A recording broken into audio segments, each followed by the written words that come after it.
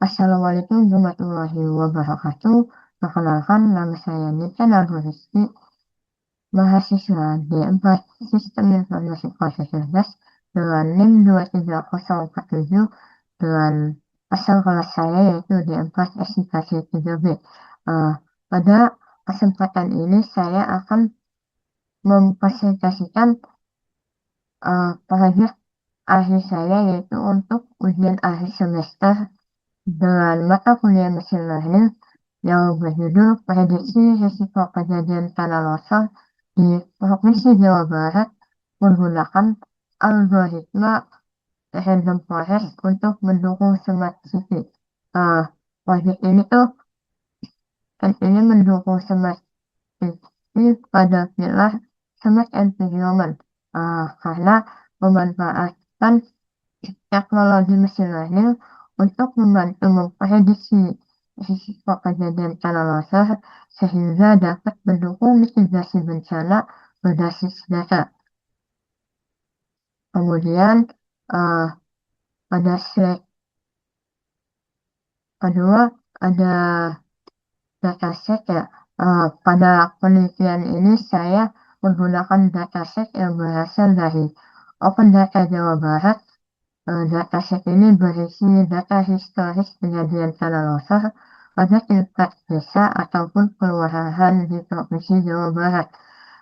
Data historis yang digunakan sebanyak 31.870 data dengan periode tahun rekaman dari 2019 hingga 2024. Tentunya target yang diprediksi adalah jumlah kejadian atau jumlah kejadian tanah longsor. Sedangkan itu yang digunakan dalam mesin learning ini meliputi yang pertama ada tahun, kabupaten, kecamatan, desa. Kenapa sih dataset ini dipilih?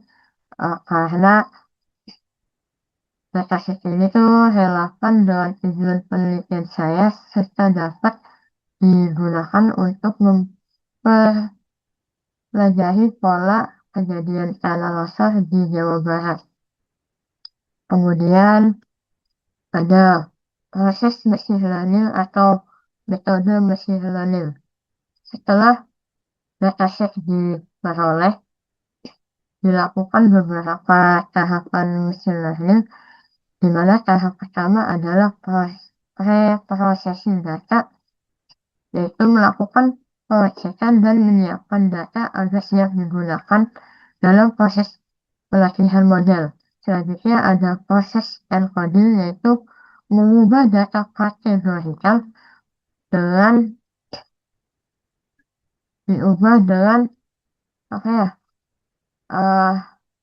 penomoran atau numerik lah, gitu, agar dapat diproses oleh algoritma machine learning. Setelah itu data dibagi menjadi dua, yaitu ada data training atau biasa disebut dengan data latih atau data testing atau biasa disebut dengan data uji. Nah, pada penelitian ini digunakan dua algoritma machine learning, yaitu yang pertama ada random forest, kemudian ada decision tree. Kemudian model ini dilatih menggunakan data training atau data latih dan data uji menggunakan data testing. Nah, tahap terakhir yaitu melakukan evaluasi model, menentukan model terbaik agar digunakan pada sebuah aplikasi prediksi. Kemudian ada hasil evaluasi model. Nah, evaluasi model ini dilakukan menggunakan metrik regresi yaitu MAE, RMSE, dan R2 score. Berdasarkan hasil pengujian, model random forest itu memperoleh MAN itu sebesar 0,3, kemudian RMSE-nya 0,7, kemudian R2 square-nya 0,6. Sedangkan model decision itu memperoleh 0,3, kemudian RMS-nya itu memperoleh 1, kemudian R2 square itu memperoleh 0,3. Berdasarkan hasil tersebut, model terbaik yang dipilih adalah, tentunya jelas ya, random forest. Karena hal ini tuh random forest memiliki kriteria di mana R2 score itu lebih tinggi dan RMSN itu lebih rendah, sehingga menghasilkan prediksi yang lebih baik dibandingkan decision tree. Oleh karena itu, random forest digunakan sebagai model utama dalam aplikasi yang saya kembangkan. Kemudian ada implementasi aplikasi JVLS atau Java Landscape Prediction System. Tentunya aplikasi itu dibangun menggunakan Streamlit dengan isinya yaitu metode random forest. Mungkin kita demokan saja.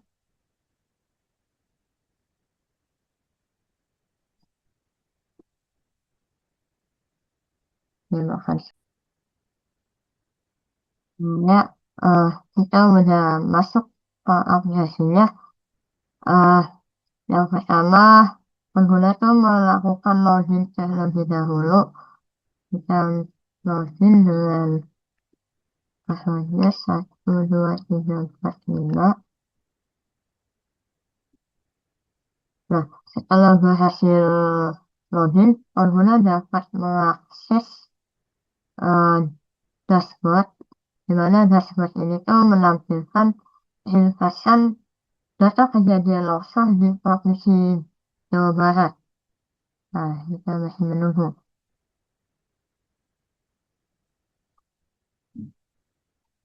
Nah, ini menampilkan data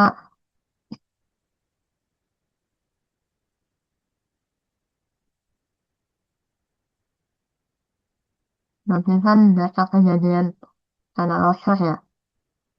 Dari ada top 10 loh, kabupaten longsor dan top 10 kecamatan yang sering longsor. Di sini juga ada review dataset. Kita bisa lihat di sini banyak sekali dataset dan ini ada statistik data, kemudian ada insight, kemudian ada menu dataset ini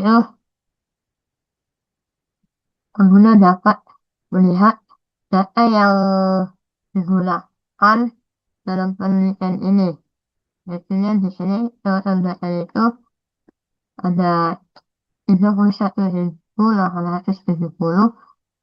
jumlah kabupatennya 19, dan tahun historis itu 6 tahun. Kemudian ada menu edisi,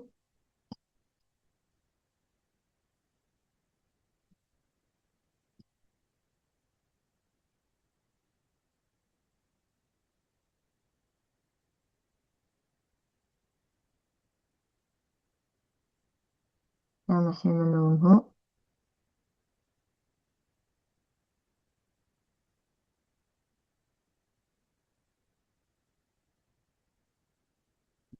Ya, pada menu edisi itu pengguna tuh dapat memilih beberapa parameter yang akan digunakan sebagai input.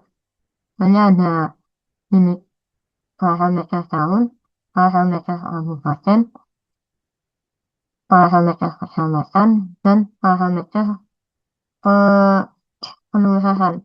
Mungkin sebagai contoh, eh, saya akan memprediksi sekarang, misalnya kita tahun 2019, kita pilih kabupatennya Kabupaten Indramayu,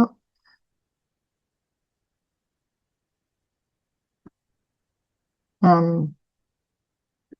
kita pilih kecamatan yang memiliki dataran tinggi, yaitu ada di Kecamatan Terisi, dan kelurahannya itu ada di Citarum.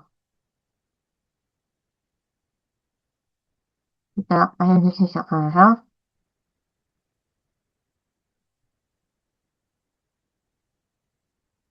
kita tunggu hasilnya.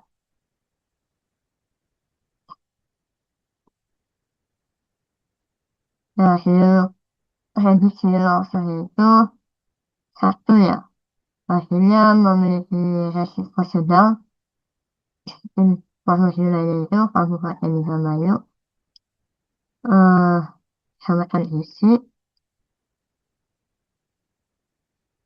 Desa Citarum, dan tahunnya 2000 itu kemudian akan memunculkan sebuah rekomendasi mitigasi.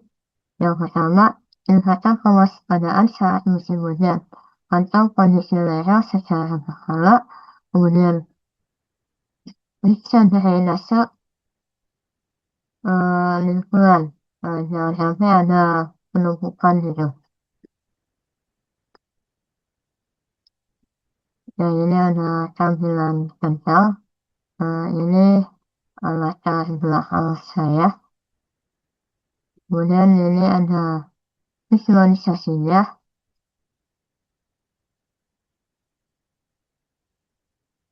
ada tabelnya, grafik, ada grafik bulat, ada dia grafik pastel, dan ada insight-nya juga. Total kejadian longsor tercatat 18.555 kejadian. Data ini tuh mencakup 19 kabupaten dan kecamatan beserta kotanya.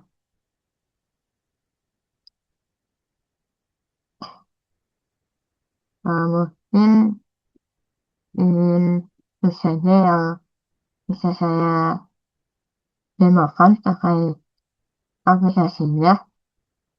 Mungkin selanjutnya